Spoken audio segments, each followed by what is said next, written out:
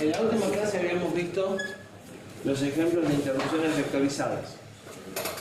Y habíamos visto que cuando se prendía el ECLIC, ese controlador de interrupciones que tiene nuestro procesador, teníamos las excepciones que seguían funcionando con el controlador básico, que no se pueden vectorizar, y las interrupciones empezaron a tratarse en forma separada.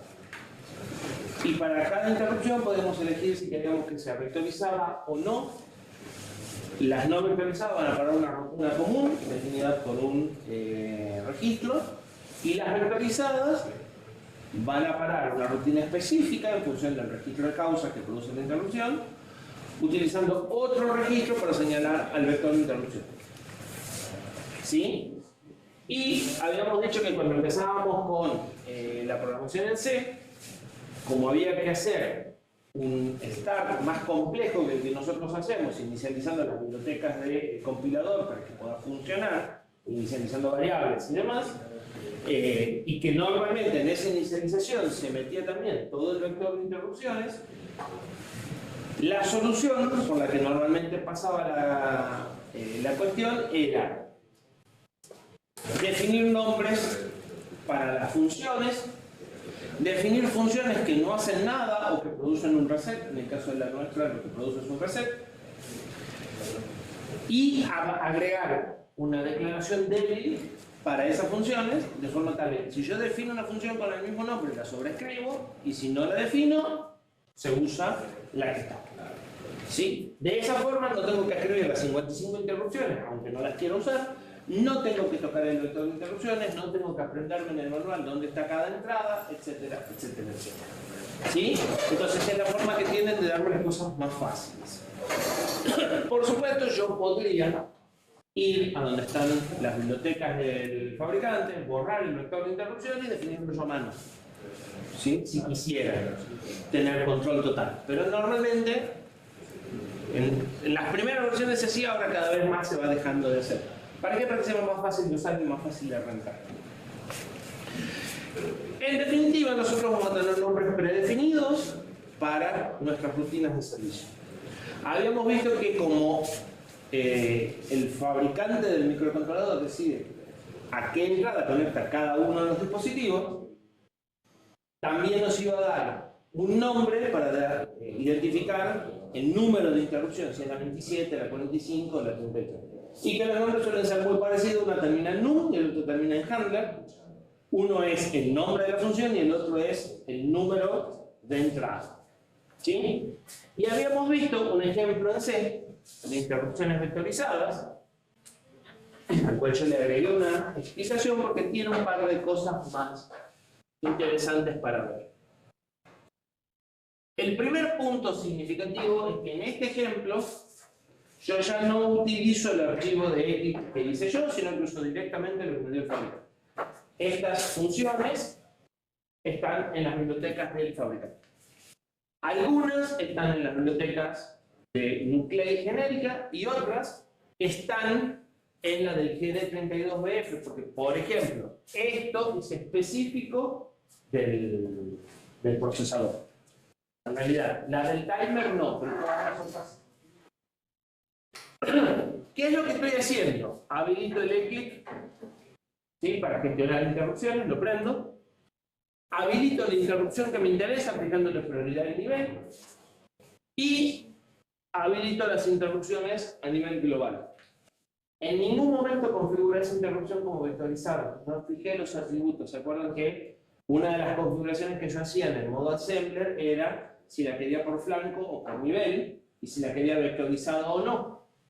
Esta interrupción no está en modo vectorizado. Por eso la rutina de servicio no tiene el atributo de interrupción y funciona. Si la ponemos a correr, de paso, si nunca lo habían visto, presten atención, que es el call stack.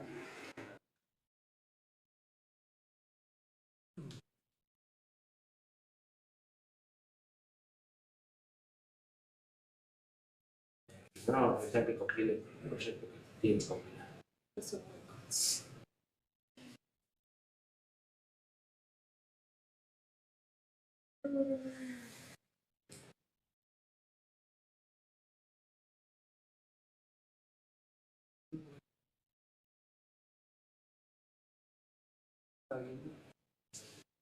Fíjense que la pila de llamada dice que main fue interrumpida por ILQentry, que es la que está respondiendo a la interrupción, y ILQentry, que está en el archivo entry.s, que no escribí yo, está llamando ya como función normal a eclick mtip. ¿Sí? ¿Qué hace ILQentry?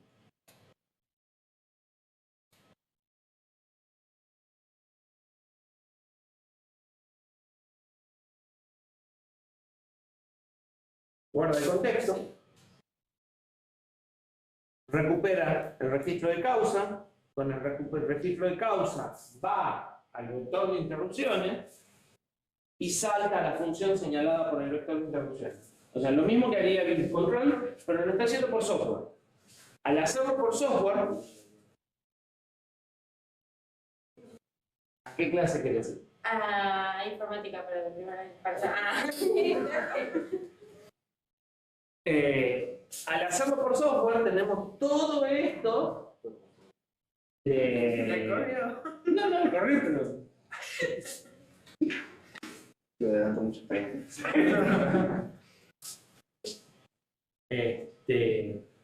Tenemos toda esta latencia que de la otra forma podremos no tener. ¿Sí? Primero porque acá se están guardando todos los registros. El compilador puede ser más astuto y guardar solo los registros que le hagan falta.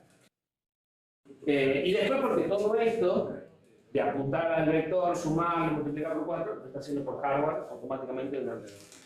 Pero no habíamos dicho nada, no me guardo para actualizar. Yo no la habilité. ¿Qué buscar entonces? Asume que asume que como esta es rutina definida, él la usa igual. Ah, o sea, ve que hay una rutina y dice, la uso. B. La rutina siempre va a estar. Y si yo tenía Por ahí va a reset. O sea, a ver, por ahí lo que tenés que hacer es redefinir esta. Esta y el QWERTY también es WIC, así que también la podés pisar. Entonces vos podés decir, no, las rutinas o sea, las interrupciones que no están vectorizadas, que no deberían de ocurrir, yo quiero hacer una cosa totalmente distinta, no quiero hacer. ¿Sí? Y el eclipse mtip handler también es ahí, por eso Exactamente, por eso la estoy el sobreescribiendo. encuentro, digamos, por eso no he visto en ningún lado que esté llamado. Exactamente. ¿Sí? Eso sí lo habíamos visto, está no en entry, sino en start. Acá está la definición del vector. Sí, acá. Entonces, primero tenés todos los WIC. Todos esos WIC hacen que todas esas funciones, si vos no las definís, sean un alias de JSCAR o un reset. Y después está la definición del vector, que usa o el nombre WIC o el nombre que vos le hayas puesto, que tiene que ser el mismo. ¿Sí? Fíjate que si yo cambio la configuración y habilito esta,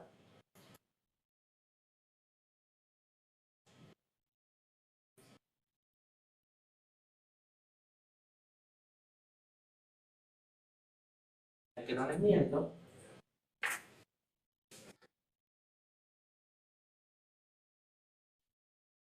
ahora está vectorizada. Porque esa línea, comenté, que es lo que está en la diapositiva, esta línea la pone en medio vectorizado. ¿Sí?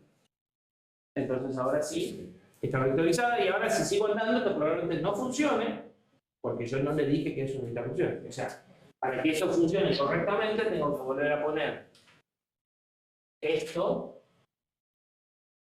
acá. Porque ahora esto es una rutina de servicio directamente. Antes la rutina de servicio la llamábamos como si fuera una función normal. ¿Sí? ¿Se entiende? Era el enable que estaba predefinida, que se llamaba antes, en el caso anterior cuando teníamos todo No. Sí. Esa se ejecutaría siempre, o sea, toda su rutina que no esté vectorizada iría esa. Pero no es ahí, o sea, ahí en el QEntry, a esta. Sí. Sí, toda rutina que no esté vectorizada va a esta, porque en el startup, que lo podés ver, apunta el registro para las rutinas no vectorizadas ahí en el QEntry. Ok, o sea, si yo quiero hacer ese trabajo que veíamos en la clase pasada de tener una parte vectorizada y otra no, debería redefinir A esta función. Ok.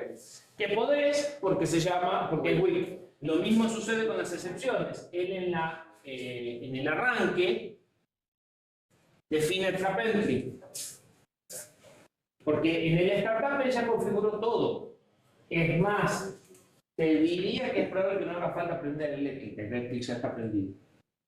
¿Sí? Entonces él ya dejó configuradas las excepciones a la rutina trap entry, que está también en el mismo archivo, también con wiki. Entonces, si vos la querés sobreescribir, la sobreescribís. ¿Sí? Sí. Entonces, lo que ellos te dan son funciones básicas y vos las podés pisar si te hace falta. Por ejemplo, me había pensado en el laboratorio, que no lo voy a hacer, implementar el eco. O sea, que el programa de usuario, que lo tengo, se los puedo mostrar, que el programa de usuario corre en modo usuario y hago un echo que va a venir a parar acá para pedir servicio. ¿Sí? En ese caso tenés que sobreescribir esta función porque si no, no trabaja nunca. ¿Sí? Las excepciones siempre eran a esa función. Las excepciones son no vectorizadas, así que van a esa función y vos tenés que usar registro causa. Ok. Este procesador no soporta excepciones vectorizadas.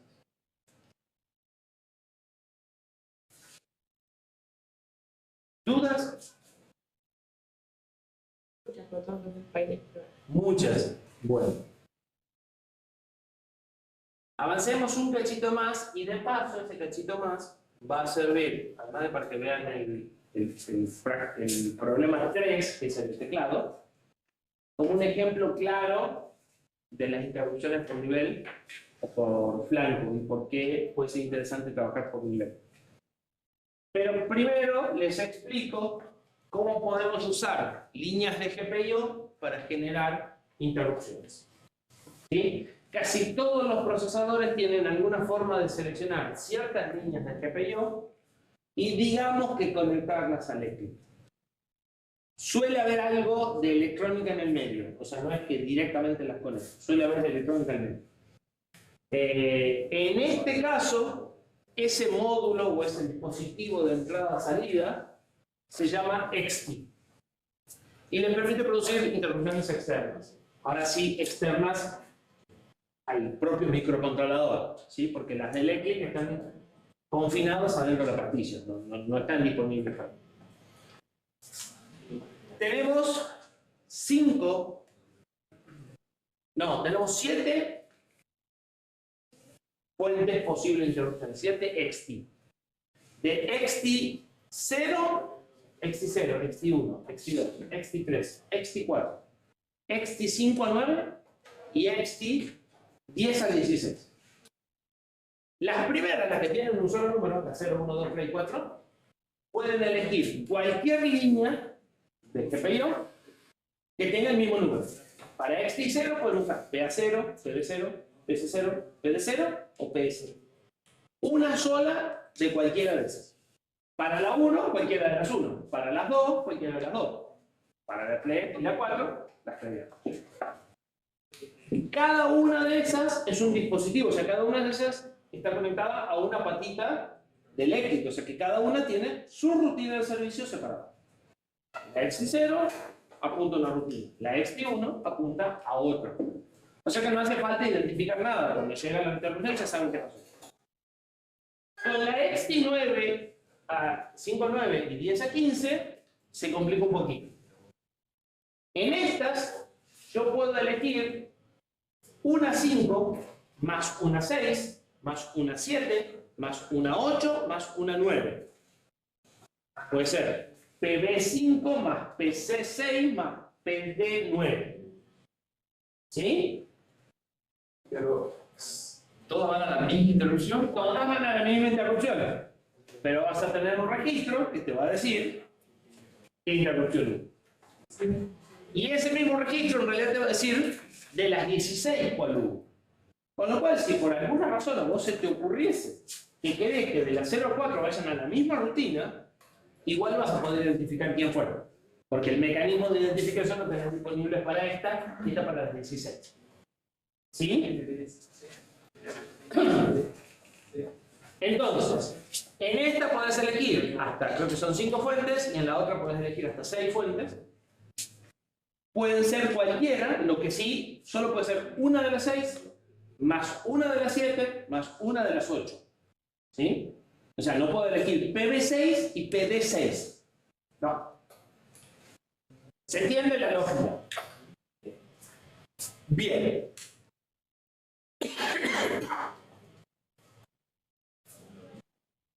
Para cada línea, y en estas que son de 5 a 9, que es para cada una de las que contribuyen, puedo elegir si quiero que la interrupción sea por flanco descendente, flanco ascendente o ambos.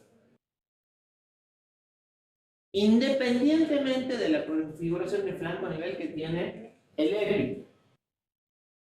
O sea, esto tiene sus propios detectores de flanco, sus propios flip-flops. ¿Se entiende? Esto es como un dispositivo, como el GPIO, con sus registros de configuración, que tiene 6 salidas o 7 salidas que van al EPI.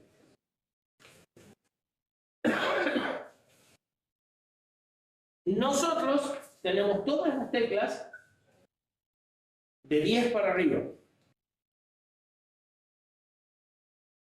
¿Sí? ¿Qué sin cara?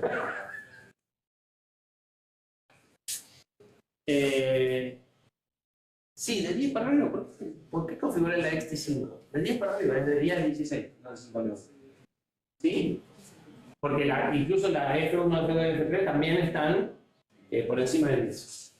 O sea que vamos a usar XT 10 a 16, de 10 a 15, no 5 a 9. En el ejemplo que está dado, la tecla aceptar produce interrupción cuando se la aprieta. La tecla aceptar, si se acuerdan, cuando se la aprieta produce un flanco ascendente porque está normalmente en 0, y cuando ponen aceptar sube 1. Y la tecla cancelar cuando se la suelta. Pero pueden elegir cualquiera, o sea, pueden hacer cuando se aprieta y cuando se suelta también. ¿Sí? Para lo cual tienen el ejemplo de configuración de las dos, o sea, pueden hacer lo que necesiten. Y tenemos un registro que se llama XTPD, que es las interrupciones pendientes. Entonces, ahí tengo un 1 por cada interrupción que produjo la interrupción. ¿Sí? Cuando es 1-1, puedo no mirar ese registro. Pero cuando es estas que son múltiples, tengo que mirar ese registro para saber si apretó cancelar o aceptar, o ambas. Ese registro es para todas y tiene 16 bits. Esto es la XT0, esto es la 1, esto es la 2, en la 5 tenés el 5, el 6, el 7 y los otros 16 están en blanco. Cuando se produjo una interrupción está en 1, cuando no se produjo una interrupción está en 0. Y se borra, porque hay que borrarla la interrupción a la mano. ¿Qué opinan? ¿Cómo se borrará? ¿Cómo la borrarían ustedes?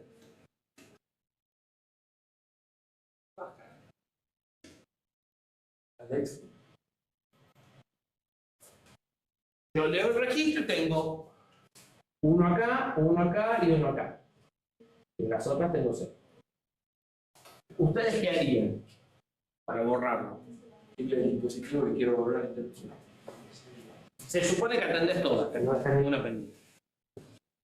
O sea, se supone que si vos estás en un caso de esto, tenés que hacer no un switch, sino un if, y si está esta, haces, si está esta, haces, si está esta, haces, terminás y atendés todas. No deberías dejar pendiente. Probablemente dirían escribo 0 y borro todo. Bueno, normalmente estos registros se suelen escribir Borrar escribiendo un 1. Eso hace mal. Para borrar tenés que escribir un 1. En un bit que ya esté el 1. Y ahora te muestro por qué.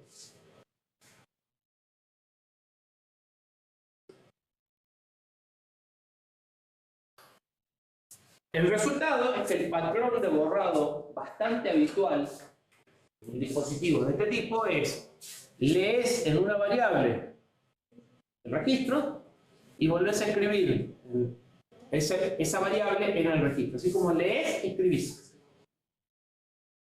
¿Por qué? ¿Qué pasa si llega una interrupción o si apretás una tecla entre estas dos instrucciones? Pierde.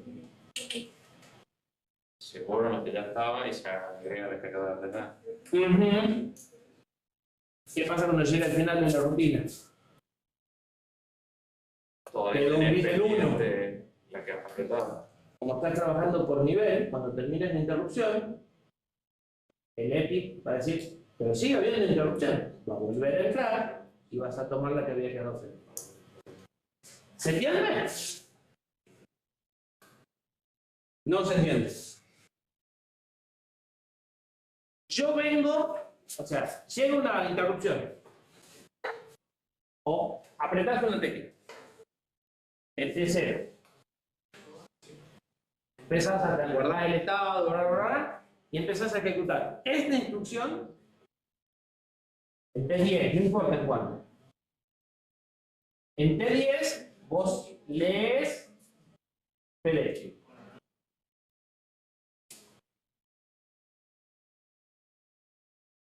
Y vas a borrarla más o menos en T12. Ponete que lo haces muy rápido incluso. Y acá en el medio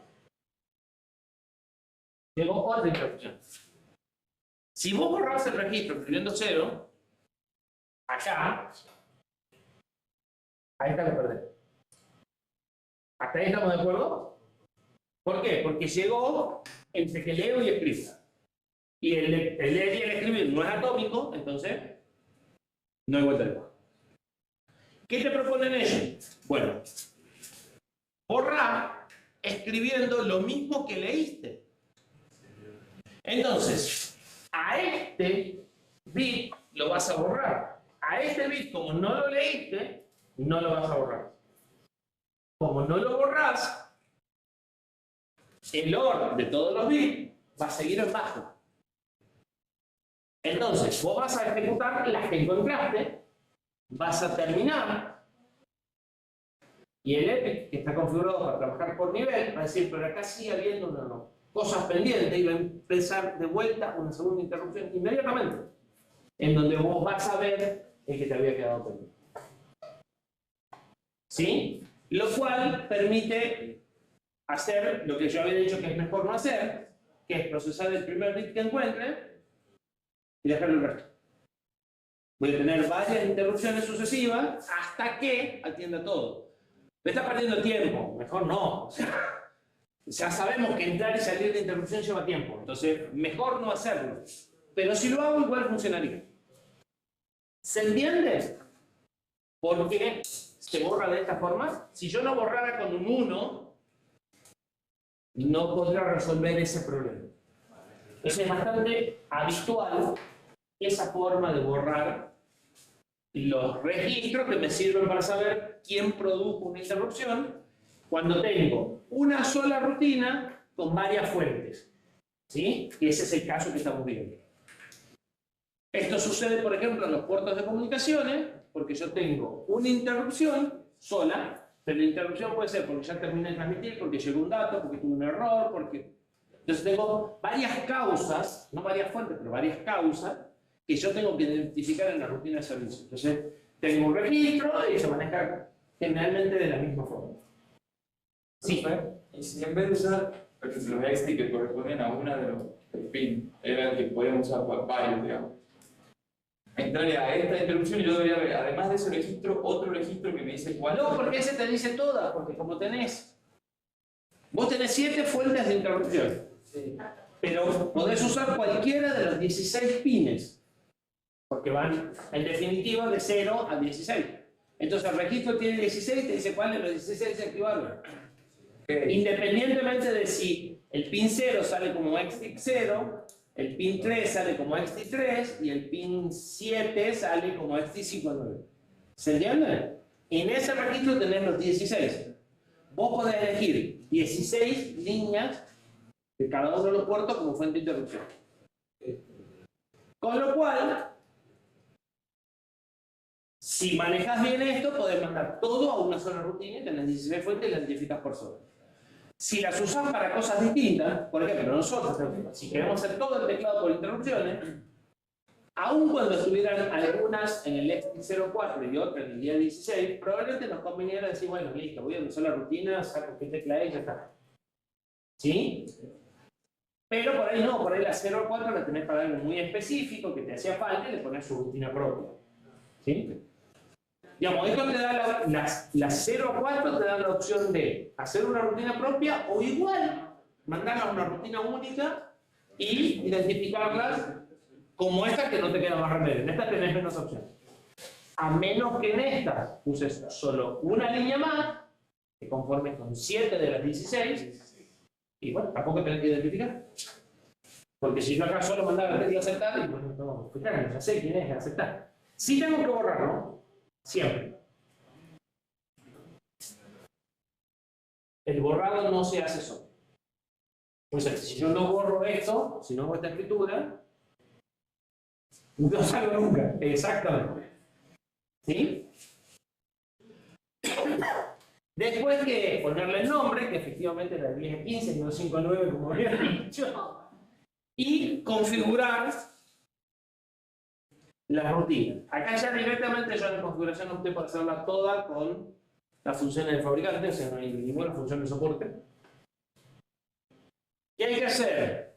Hay que habilitar el clock del puerto que quiero utilizar, o sea que acá va B, no A, y del AF. El registro, el conjunto de registros AF es lo que permite manejar el remapeo de terminales. ¿Se acuerdan que yo les dije que un mismo terminal puede tener más de una función? Que normalmente arrancan en GPIO y que nosotros no nos tenemos que configurar complicar mucho con esa parte, pero que un terminal puede hacer más de una cosa. Bueno, cuando queremos reconfigurar hay que prender este dispositivo y el XT es parte de ese dispositivo. Entonces, si no ponemos clock en el dispositivo AF, no van a andar las XT. ¿Sí? Después hay que inicializar los GPIO. Todos los GPIO que se manejan de la misma forma se pueden inicializar en una sola línea, porque como yo paso acá la máscara de bits, le puedo decir que los 3 LEDs van en la misma configuración, en la función que les da el fabricante, ¿no? Hay que habilitar el ECLIC, definir cuántos niveles de prioridad queremos, si es que lo queremos hacer, habilitar las interrupciones. Este está hecho acá de vuelta, así que no hace falta. Y hay que elegir de qué puerto vamos a tomar cada una de las señales. ¿Sí? O sea, la XT10 la quiero del puerto B. La XT11 la quiero del puerto B. Después hay que decirle, para cada una de esas, si quiero falling o rising, y si quiero que produzca interrupción o no, porque podría usar los detectores de flanco y escanearlos por falling. O sea, podría usar el registro PD, que es un detector de flanco en realidad, y ver si se dieron este flanco, pero por falling en el programa principal. Y después tengo que habilitar las interrupciones en el ECLIC. Esto es habilitar la salida de un pedido de interrupciones y esto es habilitar que el ECLIC procese la llegada del pedido de interrupciones. ¿Se entiende? O sea, el dispositivo tiene sus banderas y el ECLIC tiene sus banderas.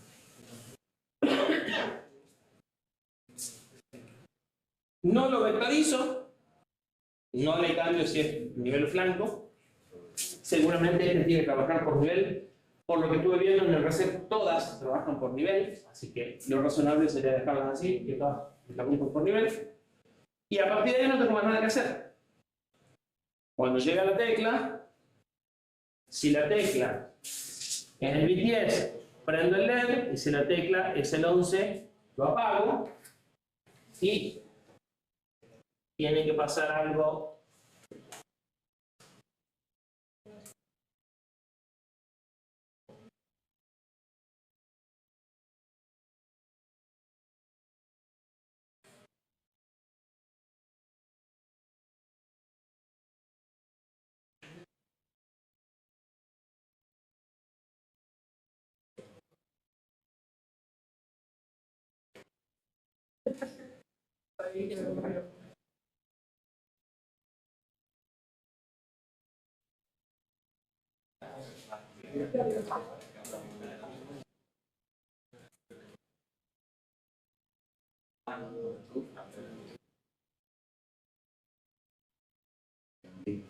Sí.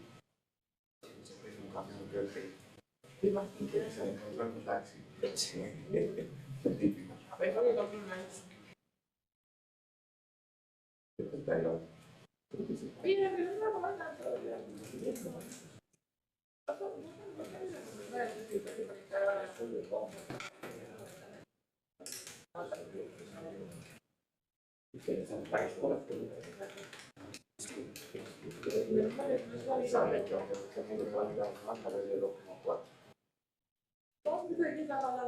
Porque a mí me ha pasado yo tenía la licencia de 25 y no. No, no, sí me anda, lo que me anda es la aplicación de Mau. La hago virtual. O sea, no me anda como que me están llegando. Yo digo que para un poquito volteando, igual para encontrar la cabeza. Ah, pues sí, estoy de lo claro.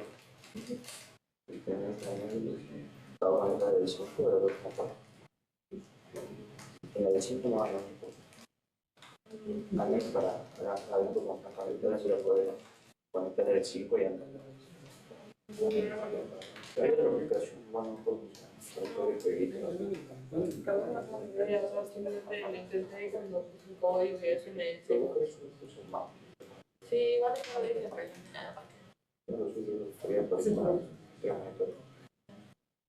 Pero la vez que tenía el vaso de base, estaba viendo si me activaba. Si es archivo nomás, no hay lo de condiciones, no hay nada para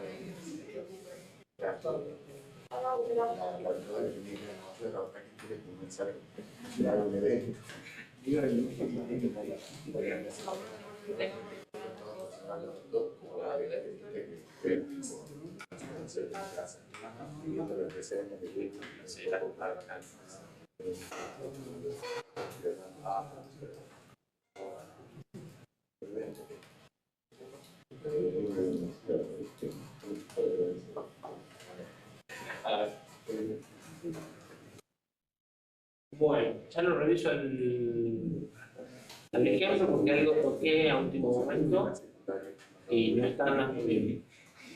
Ya se lo sumo corregir. Por eso tienen para seguir con el laboratorio. ¿Qué quieren hacer? Estaría bueno si lo laboratorio. Vale, bueno, está bien. Como ya sabía que iban a contestar eso, hagan el laboratorio a la hora que quieran. Yo corrijo eso, les muestro dónde estaba el error y después lo subo al repositorio corregido. Cuando pasé todas las funciones del fabricante, lo rompí. Conviene hacerlo con el fabricante o con el cliente. Lo que quieran. Y tengo una duda ahí con O sea, si no se quieren sentar a estudiar cómo funcionan las del fabricante, usen las que ya vienen teniendo. Usen las que tienen ustedes para el GPIO y las del fabricante para el EXI. O sea, lo que ustedes prefieren. Total de que las entiendan y sepan cómo funcionan, y se sientan seguros haciendo las modificaciones. O sea, el objetivo del anterior era que ustedes entiendan qué es lo que está dentro del fabricante. De hecho, para temporizadores ya vamos a usar nada más que las del fabricante. Pues ya son muchos registros, muy complicados. Entonces, los vamos a ver así rápidamente, pero... Mira, acostumbrarse yo no sé. En general yo te diría que si lo que estás haciendo es un proyecto comercial que probablemente dure un tiempo largo, conviene hacer una capa de abstracción. O sea, conviene hacer lo que hicimos en el último punto de GPIO. Que vos definís tus funciones conceptuales, ¿sí? Y las del fabricante están metidas. ¿Para qué? Perfectamente listo. ¿Sí? Entonces, normalmente lo que te conviene hacer es prender LED, ver teclas, prender display, y sabes que en esas estamos del fabricante, si hay que cambiar, eso no.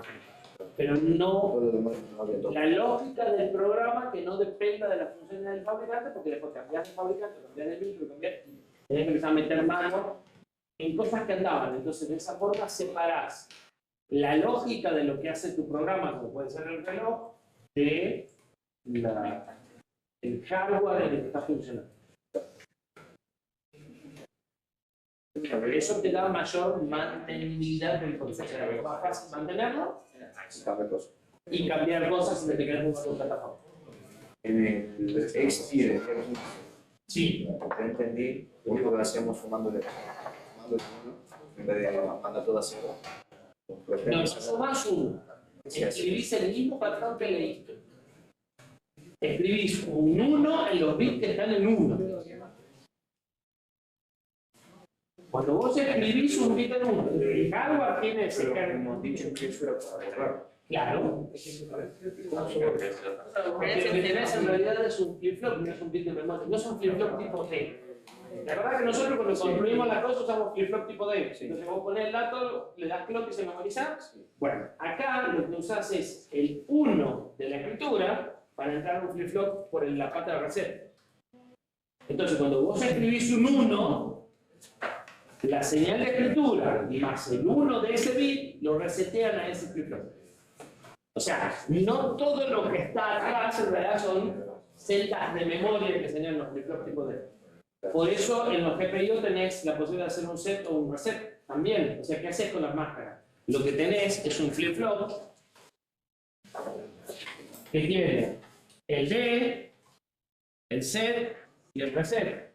Cuando vos querés prenderlo, escribís la máscara por acá.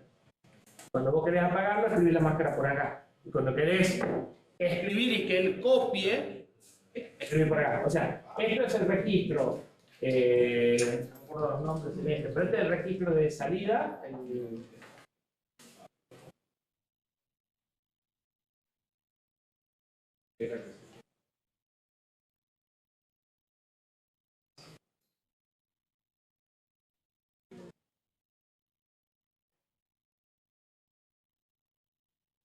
Esto es OCDL. Es la entrada de datos. Este es DC y este es BOP. Entonces, cuando vos escribís en BOP, la señal de write hace que explote. ¿Sí? Y el bit en 1 que viene por el dato más el clock entra en el reset de este flip-flop. El flip-flop de al lado tiene lo mismo, pero como el dato de este está en 0, el clock no lo resetea. ¿Se entiende? Sí. Con este pasa algo por el estilo. Con este en realidad esto no está conectado directamente. O sea, lo podés leer, pero no lo podés escribir desde acá. Entonces, ¿cuál es la lógica que tenemos los bits? Porque yo estoy diciendo Es cuando, que ya me lo que leo es una variable. Lo que leo es la variable. pero pendiente sigue siendo una. Pendiente quiere decir que fue una causa de interrupción. Volvamos al ejemplo. Va a ser muy difícil que lo pruebes, pero ¿qué pasa si vos apretás dos teclas juntas? Vas a tener dos interrupciones juntas. Entonces, vas a hacer esto, o sea, acá vas a tener 2 bits, vas a hacer esto y después vas a hacer esto. Pero porque en la variable te quedaron los 2 bits en 1. Acá vos te estás quedando una copia de todas las posibles fuentes de interrupción. O sea, Yo me imagino, son 16. y esto es una entera de 32, son 16 bits. Si el bit está en 0, ese no hubo interrupción. Si está en 1, porque hubo una interrupción. Entonces cuando yo voy No, y no. Bit a bit. Es una máscara. Y si todo esto es igual a 0, es porque ese bit era 0. Y si todo esto es distinto a 0, porque ese bit era distinto a 0. O sea, acá le falta el igual igual 0. Que esté implícito. ¿Sí? Es un solo AND, no es un doble AND.